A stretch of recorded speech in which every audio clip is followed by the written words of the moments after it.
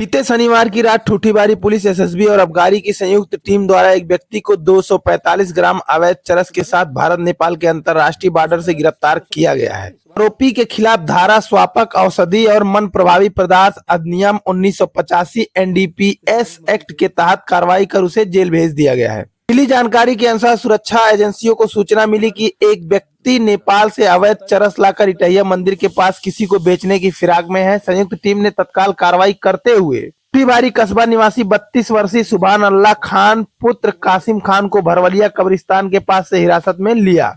आरोपी ने बताया कि वह चरस नेपाल से खरीद कर ला रहा था। एसएसबी ने सुभान अल्लाह के जेब से निकले चरस को मौके पर ही इलेक्ट्रॉनिक तौल मशीन से तौल कर अपने कब्जे में ले लिया। आरोपी के पास से एक मोबाइल भी बरामद हुआ है जिसमें नेपाली सिम लगा हुआ था। वहीं गिरफ्तार करने वाली टीम में आबकारी निरीक्षक वैभव कुमार यादव, एसएसबी निरीक्षक सुभाष चंद्र, एसएसबी निरीक्षक सर्वेश यादव, पुलिस उप निरीक्षक नवनीत नागर शामिल रहे।